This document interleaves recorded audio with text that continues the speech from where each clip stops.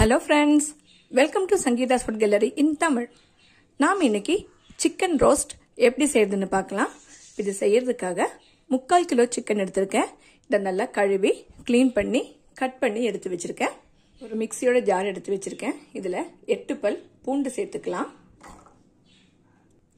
ஒரு சின்ன பீஸ் இஞ்சியை கட் பண்ணி வச்சிருக்கேன். இதையும் சேர்த்துடலாம். கூடவே 6 சின்ன வெங்காயத்தையும் சேர்த்துக்கிறேன். ஒரு பச்சை மிளகாய் சேர்த்துக்கலாம். ஒரு டீஸ்பூன் மிளகு சேர்த்துக்கலாம். ஒரு டீஸ்பூன் சோம்பு சேர்த்துக்கலாம். இதுல 6 கருவேப்பிலை கூட சேர்த்துடலாம். இது எல்லாத்தையும் சேர்த்து கொரகொரப்பா அரைச்சிக்கலாம். இப்ப பாருங்க, இந்த கொரகொரப்பா அரைச்சிட்டேன். ஒரு வடைச்சட்டியை சூடு பண்ண வச்சிருக்கேன். இதுல 4 டேபிள் ஸ்பூன் ஆயில் சேர்த்துக்கலாம்.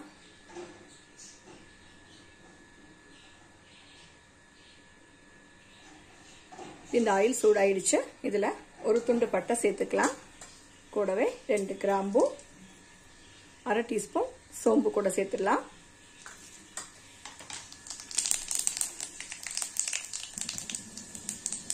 இதெல்லாம் பொரிஞ்சிடுச்சு. இதுல நம்ம அரைச்சி வச்சிருக்கிற பேஸ்ட்டை சேர்த்துடலாம். இதை வணக்கிக்கலாம். இதோட பச்சை வாசனை போற வரைக்கும் இதை வணக்கிக்கணும்.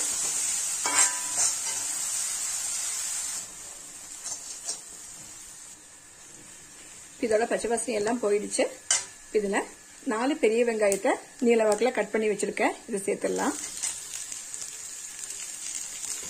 இதை வணக்கிக்கலாம்.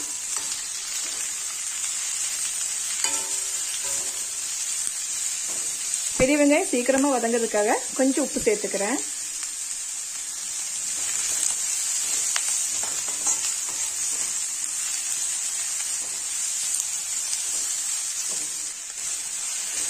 இது லைட்டா வதங்கிடுச்சு. இதுல 2 பச்சை மிளகாய் கட் பண்ணி வச்சிருக்கிறத சேர்த்துக்கிறேன்.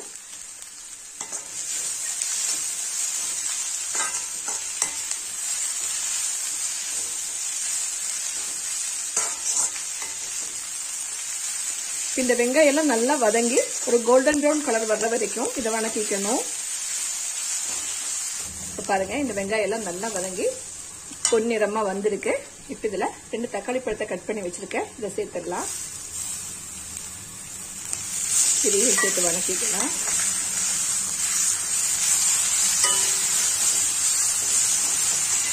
இப்ப நான் எடுத்திருக்கிறது பெரிய தக்காளி, அதனாலதான் 2 சேர்த்திருக்கேன். உங்ககிட்ட இருக்கிறது சின்ன தக்காளியா இருந்தா 3 கூட சேர்த்துக்கலாம்.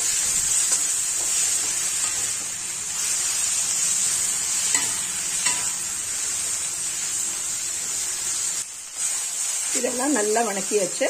இப்ப அடுப்பை சிம் பண்ணி வச்சுக்கலாம். இதுல மல்லித்தூள் சேர்த்துக்கலாம்.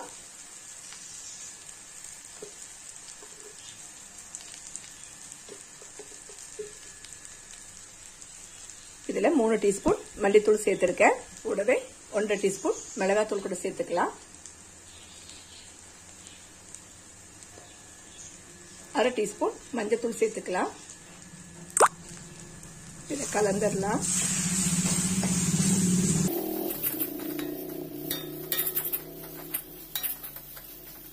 இதுல 3/4 டீஸ்பூன் கரம் மசாலா தூள் கூட சேர்த்துக்கிறேன். இதையும் சேர்த்து வணக்கிக்கலாம்.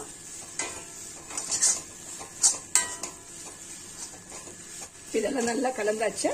இப்ப இதுல சிக்கன் சேர்த்துடலாம்.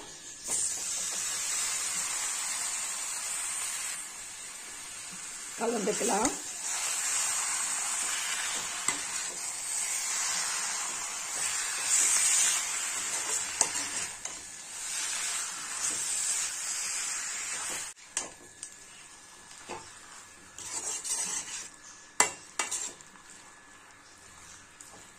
இதெல்லாம் நல்லா கலந்தாச்சு. இந்த சிக்கன்ல இருந்தும் தண்ணி பிரிஞ்சு வர ஆரம்பிச்சிருக்கு. இப்ப இதுல 1/2 கப் அளவுக்கு தண்ணி சேர்த்துக்கலாம்.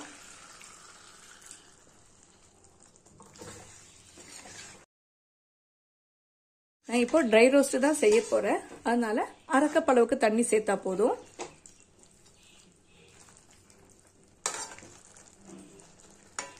இதுல தேவையான அளவு உப்பு சேர்த்துக்கலாம். இதையும் சேர்த்து கலந்துடலாம்.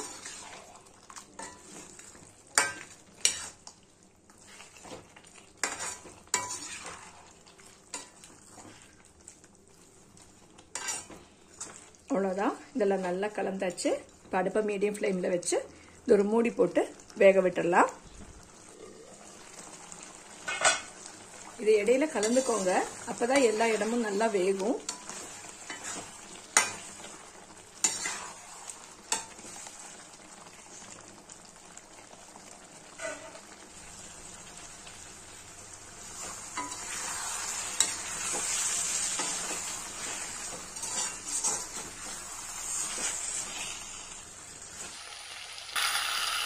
பாருங்க, இதில் இருக்கிற தண்ணி எல்லாம் வற்றி கரெக்டான பதத்துக்கு வந்துடுச்சு.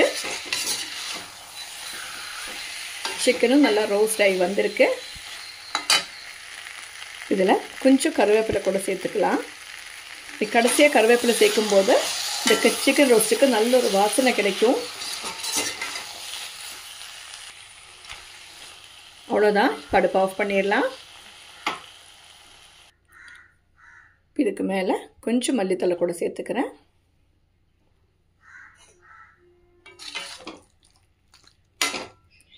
அவ்வளோதான் பாருங்க, சூப்பர் டேஸ்ட்டில் சிக்கன் ரோஸ்ட் ரெடி ஆயிடுச்சு. இது சாதம், பிரியாணி, கீ ரைஸ், சப்பாத்தி கூட எல்லாம் சாப்பிட ரொம்ப சூப்பரான ஒரு காம்பினேஷன். நீங்களும் இந்த ரெசிபியை ட்ரை பண்ணி பாருங்கள். உங்களுக்கு பிடிச்சிருந்தா லைக் பண்ணுங்கள், ஷேர் பண்ணுங்கள், கமெண்ட் பண்ணுங்கள். என்னோட சேனலை சப்ஸ்கிரைப் பண்ணுங்கள். தேங்க்ஸ் ஃபார் வாட்சிங்.